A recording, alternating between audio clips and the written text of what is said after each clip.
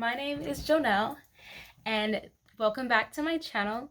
This is my yappy hour where I talk about life, crafting, and all those wonderful things. This week, I am going to recap my experience at Blerdcon. If you're not familiar with Blerdcon, it is a celebration of blackness through and blackness and nerdy culture. Like, I love it. I feel like I'm at home every time I go. This is actually my third year going. I went in 2021, 2022, and of course now in 2025. And this year was especially special for me because, look, this is my badge for this year. The theme was Thriller, like Michael Jackson Thriller. And so there's a bunch of horror themes and everything. And also, I presented this year. I presented a panel on sustainable and thrifty cosplay. And that is something that's very important to me. If you are familiar with my work, I'm all about making art more accessible and sustainable for the community, especially for Black people, because upcycling has always been a part of our culture, but we were ashamed for being resourceful and thrifty. So I'm using my platform as an opportunity for people to reclaim their experiences as a thrifty and sustainable Black person. So going back to Blerdcon, it is based in DC. Now, usually Blerdcon is later in the summer, like in early July. However, if you guys are in the con world, you know a bunch of cons happen, and Dreamcon also happens during the summer, and so they were going back to back, which makes it very hard for people who want to go to a Black-centered anime convention to choose between Blerdcon and Dreamcon. Now, there's other factors that went into it, like, you know, the availability of the hotel, price, and things like that. This was my first time traveling to a con when it was cold, and I actually did not mind that. Like, it was March 7th through the 9th in Washington, D.C. It was about 40 to 50 degrees my whole time there. My only regret was that I personally should have packed warmer clothes. However, there has been a complaint with Blerdcon was that the hotel gets really hot during the summer, and when I went in 2021 and 22, it was brutal, especially because a great thing about Blerdcon is that they have a 24-hour food truck rally, and it is in a parking lot with no trees. So it's, now that I experience it in the late winter versus late summer, I would honestly take the winter over the summer, because when you are at a con and there's probably about 11,000 people at Blerdcon and it's hot and you're waiting in a long line for food, it can be frustrating. But in the winter, it would have been very much enjoyable for me if I had actually packed layers. So that was on me. And I do know that, you know, people are trying to figure out which con do I go to if you had to choose between Blerdcon or Dreamcon, or, you know, honestly any that's worth traveling to. I'm based in Georgia, so for me to travel to DC is a flight. Like, I could drive, but that's about 12 hours. And, you know, the way that parking is set up, it's like all the money I already spent on gas and parking is the same as a plane ticket. So, but for me, DC and the DMV area is a different vibe than what I'm used to as a Southern girl. But I really like it, and, you know, there's a lot of nostalgia for me. Every time I've gone to Blerdcon, I've made new friends of some type, and everyone has been really welcoming, and it's been great. I've only gone to Dreamcon once, and that was in 2022. It was a good time. I'm trying to think. I was like, did I make any new friends? No, it's very influencer focused. There were good panels, but Dreamcon to me feels a little bit more superficial. Like, people say that con culture has changed since after the pandemic, which I can see that, because now we have, like, it's really not the pandemic itself. It seems like it's like social media and TikTok where people are cosplaying, and they make it very aesthetic to the point where people don't think that it's accessible or affordable, because someone's like, the person on TikTok spent 30 hours on this cosplay and $300, and I can't do that. And I'm like, yes, you can. So I will go over some of the looks that I did for Blerdcon once I'm done just talking about it in general. It was a really good time. Unfortunately, I did get sick, and that wasn't me. I got caught slipping once again. I should have prepared for the weather. I should have prepared for the possibility of sickness. That is one thing I will have to take into consideration if I decide to go back to Blerdcon next year, because they are adamant about keeping it in the first week of March. I completely understand. And their theme next year is Geeknik. And as someone from Atlanta whose parents participated in Freaknik, whose pro fights participated in it, I heard all these great things about it. Of course I want to go. And I even thought, like, what if I did like a Hoochie Mama magical girl look? Wouldn't that be fun? So I'm keeping that in the back of my mind. However, I'm also cognizant that it's the same time as Mardi Gras season. Actually, I have one of my Mardi Gras cups with me, so I'm seeing next year is 2026, and Mardi Gras is February 17th. So theoretically, that's a paycheck between me and Blerdcon next year, but I also have to just be, in general, cognizant of spending, because we are going into a recession. And if I'm trying to choose between which cons to go to and traveling and all those things, I don't want to spend all my money traveling when I don't have money for the emergencies that will arise thanks to this administration and climate change and all those things that will cause things to get very expensive for the next couple of years. not to be a Debbie Downer, but like I said, back to Blerdcon. A lot of people do describe it as like a nerd family reunion, like a black nerd family reunion. And it's funny because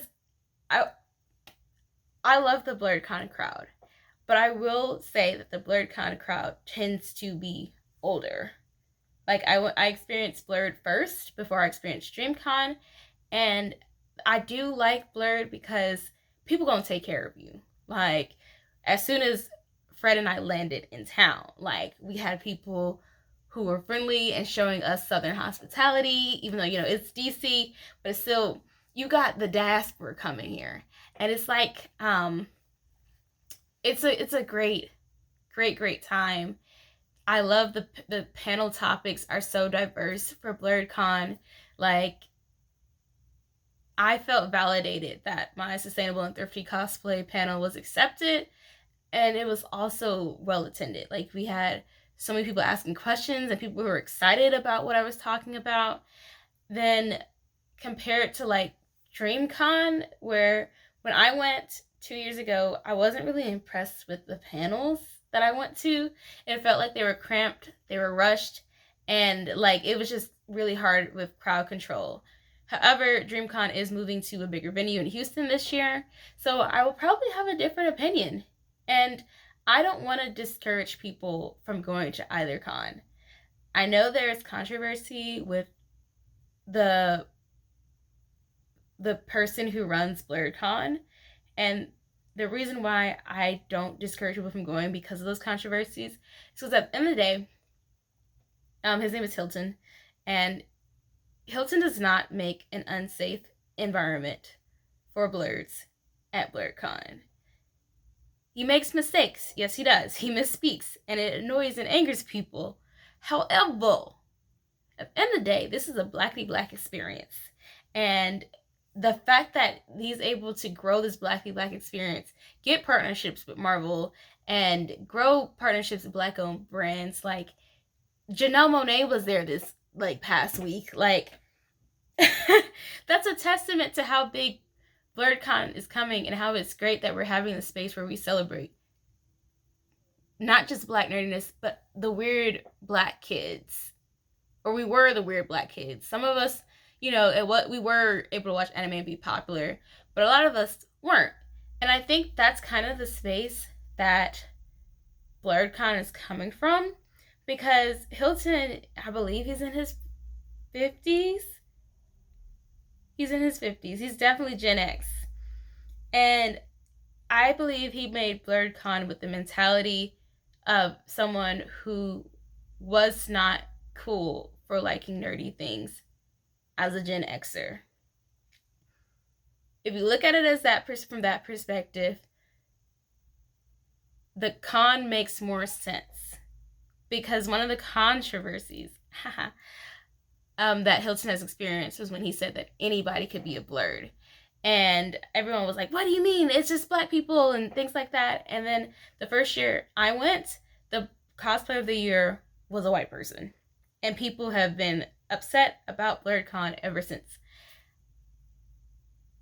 I remove the con from Hilton because, one, I don't really interact with this man. I've been up in his face before, like just happened to see him in passing at MomoCon. I've seen him around at Blerd. I've seen him around, but I don't know him personally. Like, there's thousands of people that go to the con, and a lot of those people are cool, but they're not like my friends and everything. I don't ever really see myself using Blerdcon as a career opportunity. Like, I'm not in the politics of the con. And at the end of the day, it is also, as a woman, as a black woman, I feel safe there at Blerdcon. Safe on multiple levels. I feel comfortable. There are a lot of panels across different topics that explore different things that I feel like should be talked about, especially through the black experience. And we are finding a way to heal as a community by speaking to our inner children who were affected by being ostracized for being weird. However, I am not Gen X. I am a millennial. And by the time I started coming up, yes, it was still a little weird if you watched anime and were black, but it was not what people would completely ostracize you for. Like, where I went to school, I dated a guy who was a total nerd. And he got more smoke than me, even though I was also cosplaying, going to conventions, playing Magic the Gathering before school. But he got more smoke than me because he was doing the otaku run through the school. And he was different. He was different, okay? And, he and I are cool now. We're not dating no more. But, he got, quote unquote, bullied. Well, we didn't really bully. Like, he got made fun of for different reasons than the nerds, quote unquote, of the 80s and 90s. Like, by the time I was coming up, everybody was watching, like, Dragon Ball Z. Like, we had 4Kids TV, we had Toonami. So it was more normalized. It just wasn't as popular as it is today. Like, I have little cousins who have, like, Zenitsu book bags and keychains and croc charms and all of those things that are like, they're like, I'm a nerd. And everyone's like, okay, cool. Well, you're not even a nerd. You're no, otaku, or, they're not weebs. I don't raise weebs in my family. But I have, my cousins are some of the coolest kids at their schools. Because, yeah, they like anime and manga, but they're also, one of the best dancers on the dance team. And, their hairs fly and stuff like that. So Dreamcon is made by people of my generation, where it was more normalized, it was more aesthetic and more cool to be nerdy, quote unquote. And that's kind of where the cons differ. All right, like, I still love both. They, like, I liked Dream because it was a lot of people my age. Like, Blur does have people my age, but it's also, like, so it's kind of the geographic thing where I'm not a DMV girly, and it seemed like everyone kind of already, like, knew each other to that aspect. But at DreamCon, it's the South. It's still the South, it's Texas, but everything's bigger in Texas. I feel like instead of the family reunion at Blerdcon feeling, Dreamcon is more like, I'll say like teen night at the skating rink. Adult teen night, if that makes sense. Like, you know, we go to skating rink for a teen night. If you were familiar with that, like especially Golden Glide, you wore your booty shorts, and you know you was looking cute. Like you did more. You did a little bit more than you would at the family reunion. And I know like next year Blerdcon is gonna be Freaknik themed, or Geeknik, my bad. But it's not the same. Geeknik around 60. Nah. Okay, there are 60-year-olds at Blerdcon, and there's nothing wrong with that. I love that they're there. I love to see them there, and I also love how deeply academic the panels are at Blerd. Like they had a panel on it was like Black and horror, and it covered the different types of spirits and entities that we see in horror, and how they come from voodoo culture and just American Black culture and our folklore. It was like horror and Black folklore. That's what it was. And it was a really great panel, but it was also very studious and academic, and like it talked about the etymology of words and things like that. That wouldn't happen at Dreamcon. First of all, Dreamcon does not have themes. Dreamcon is like show up as your best self because you need the views type vibe. And their panels are a bit more like are a bit more superficial. Like, you know, it's not, they have like a Family Feud thing, they have like a basketball tournament. It's kind of it's kind of giving like guys you date in college vibe in terms of like something that they would be interested in. But it's more fun in terms of like, I guess, the lightness of it. But like I said, both cons are amazing and predominantly Black. There are white people and people of non-color that attend both cons. And I personally don't have a problem with it as long as people don't make it a problem. I did not like that a white person won the cosplay contest when I went. Not because they were white, but because they lied about making their cosplay. They had their cosplay commissioned. And that's a big like no-no in the cosplay competition world unless you are in a commissioned cosplay category. But if you're trying to go off handicraft and it's not your work, it's not your craft, then that's when I have an issue. And then one of the judges did say like, well, a lot of Black cosplayers had like cardboard taped together and blah blah blah, and that was kind of hurtful because, you know, me, sustainable eco girly, and I'm like, well, hold on, you know, saying that, you know, Black people automatically have like worse cosplays because we reuse things, like that was also a little weird. But when I was at Dreamcon, there was a white person in my group as well as a Hispanic person. So, you know, I brought the diversity, yes, but like my friends who weren't Black who came with me had a good time, and they did not feel like they were othered or that they were, you know, taking up space in a Black space at Dreamcon.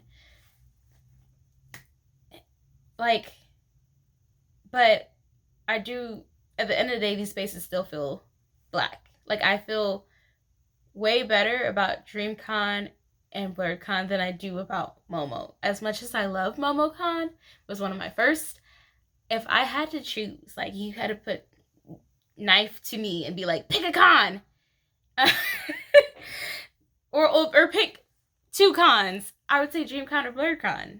Over, like, I would save up money to go to these cons instead of like Momo.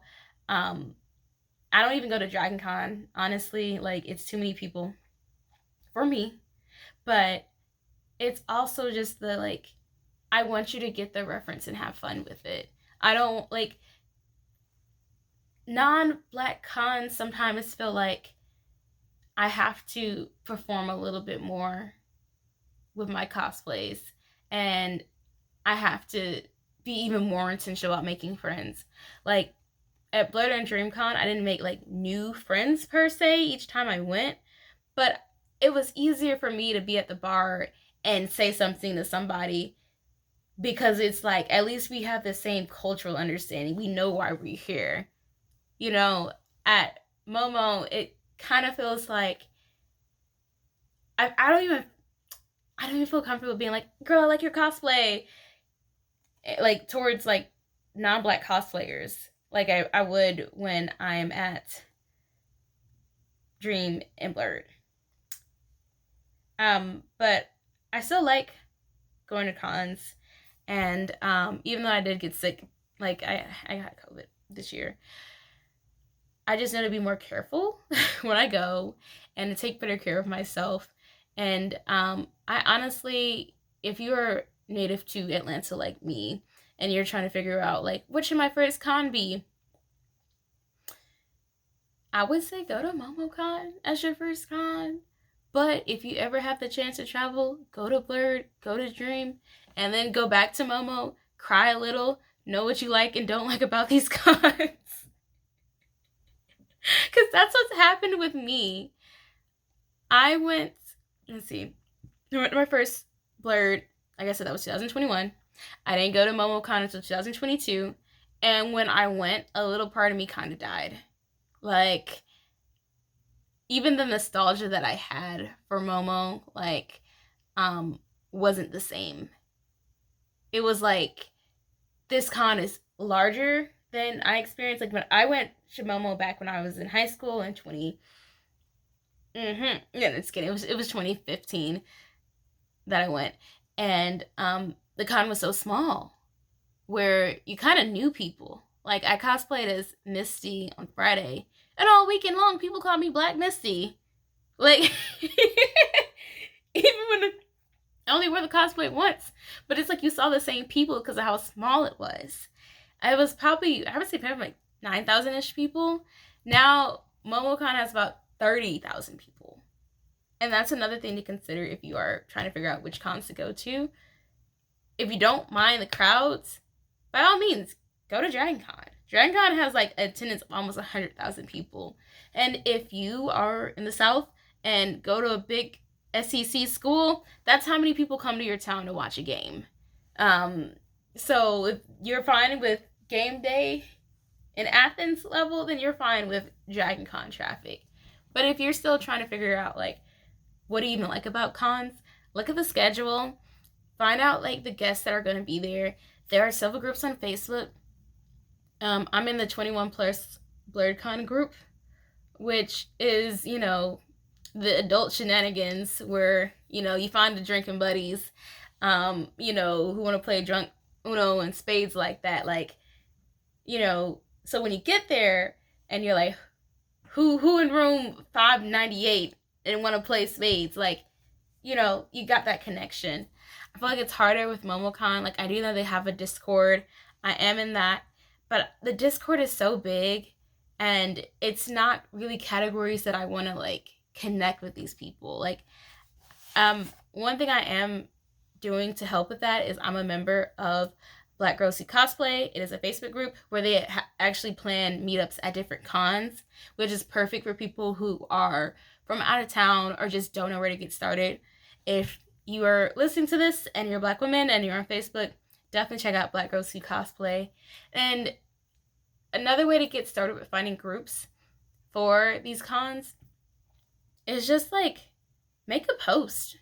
Like, don't be stupid and be like, hey, I'm in room 598 at whatever hotel at this place and I'm traveling alone and I need friends. Don't say all that. Just be like, who's going to DreamCon? Who's going to Blerd? And I promise there are more cons out there. Like, there's one in Tennessee called Ikai Con that I'm kind of thinking about going. It seems pretty white, but it also seems like a smaller con.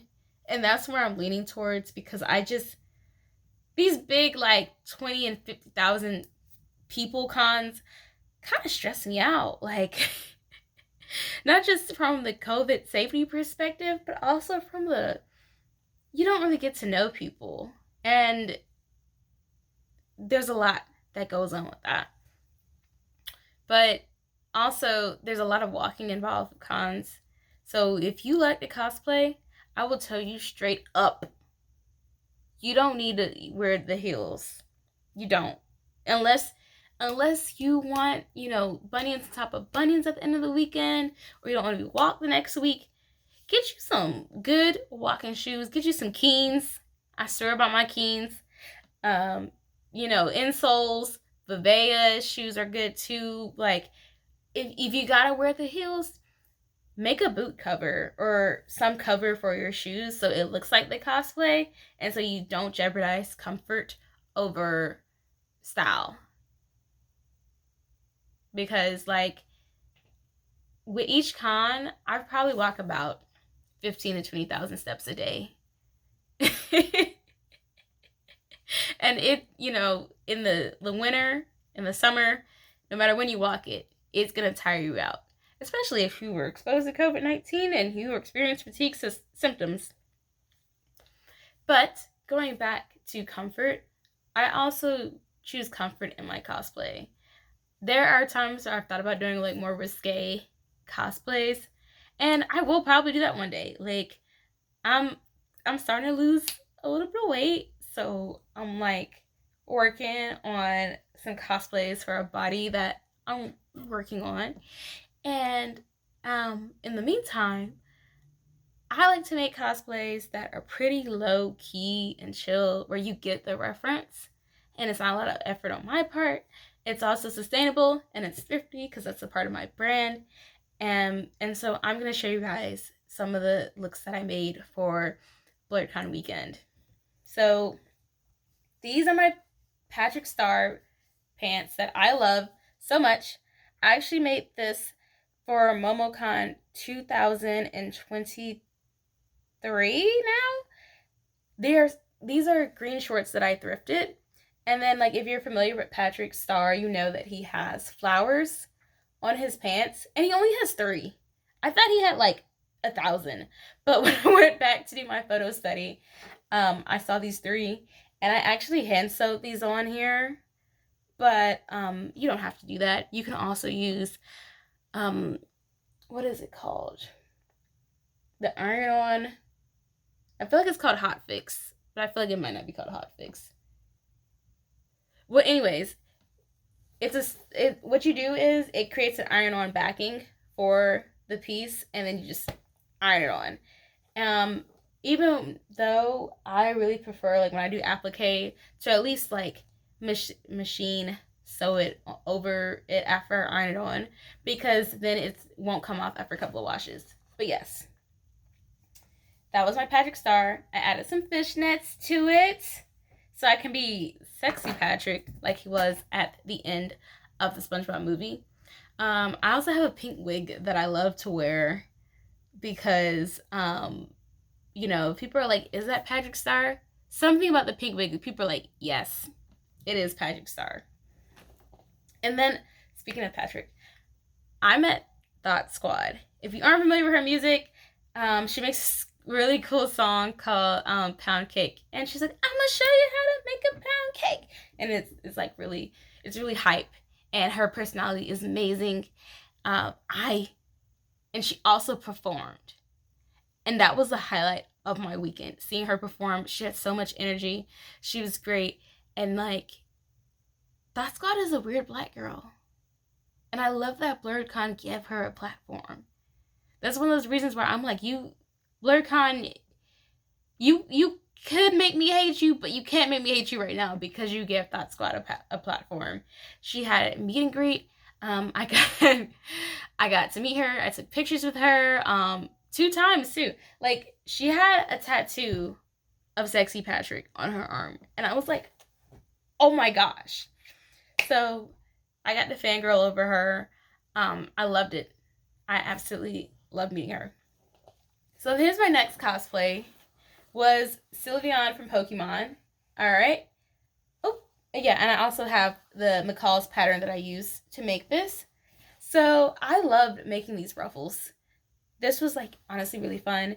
If you remember my MomoCon cosplay, I did do this Sylveon. However, I used like a muslin material just to try it out. Once I was like, oh, I really love this look, I cut off the ruffles and got a thicker fabric, which I'm so glad that I did because it was so cold. But also, it's just more durable. Like these pants are sturdy, so I really like them. And I use McCall 7690. I use View A. And I guess how I hacked this pattern was I just added a third ruffle layer. I will say I shortened these pants, both at the upper thigh, and I think I shortened it at two parts of the pattern. And for future reference, I probably won't shorten the pattern again because I felt like there was not a lot of room in like the hip area versus the last time that I made it. But I do acknowledge like I am slightly bigger than I was last year. So I think a couple of weeks from now, these pants will probably fit me the same way that they fit last year when I made them. And there's a sash as well, as you can see, that I made. And I hacked the sash by just cutting the last parts into 4 so I can add Sylveon's colors to pink, blue, and light blue. A lot of people actually got the reference, which made me very happy. I also had ears as well. The ears were a little awkward, and I believe I showed the ears in my MomoCon recap video, so I'm not going to show them again. Also, they're not right on hand with me. I just wanted to show the pants that I made for Blerdcon weekend because I'm just showing cosplay does not have to be this whole elaborate thing. It could just be as simple as the pants and the colors, and you got it.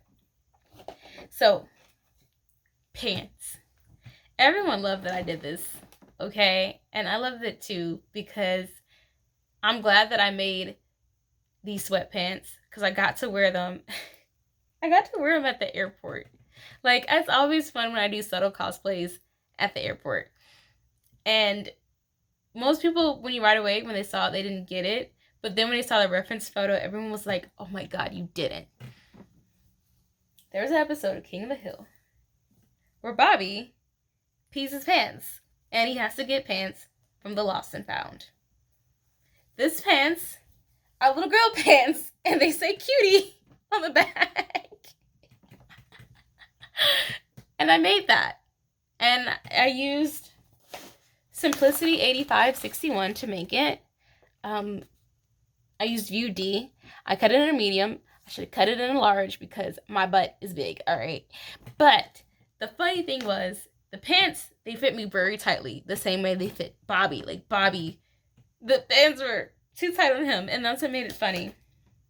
And also, I want to highlight the fact that I did use Hot Fix to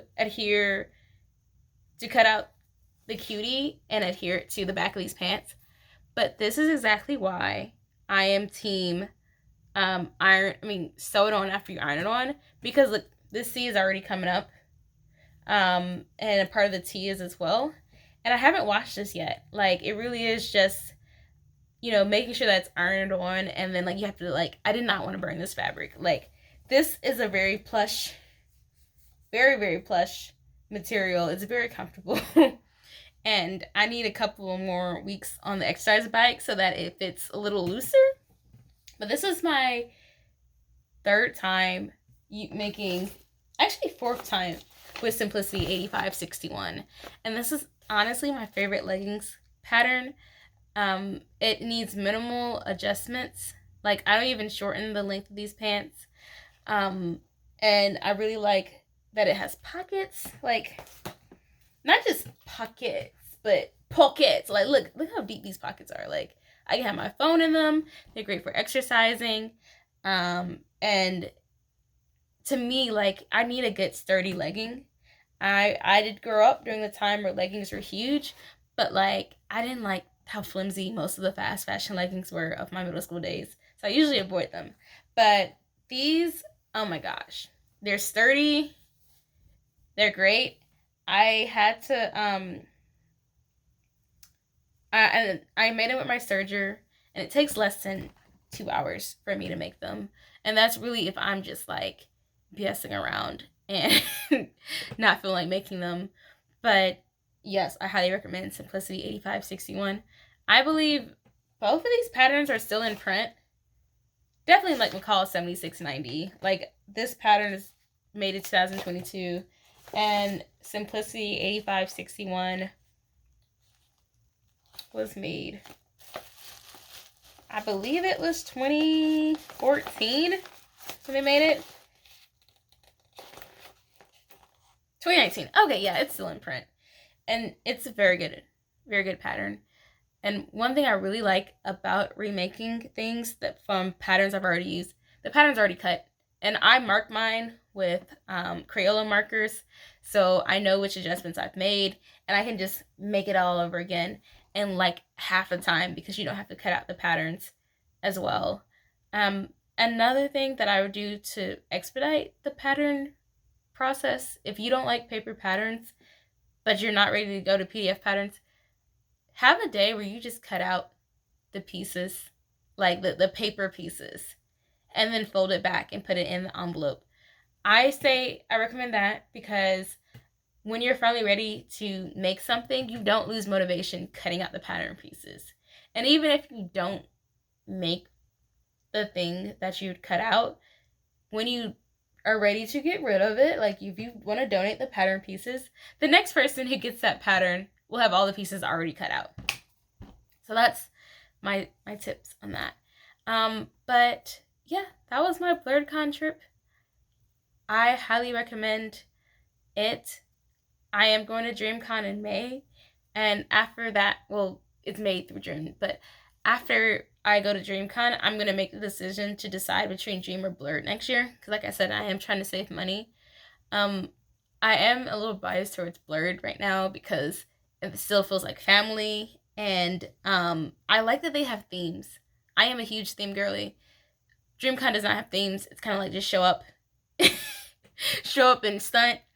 And also, I'm a little miffed because tell me why Dreamcon like waitlisted my panel. Like, what's that about, Dreamcon? Like, Blerdcon accepted like sustainable and thrifty right away. So did MomoCon.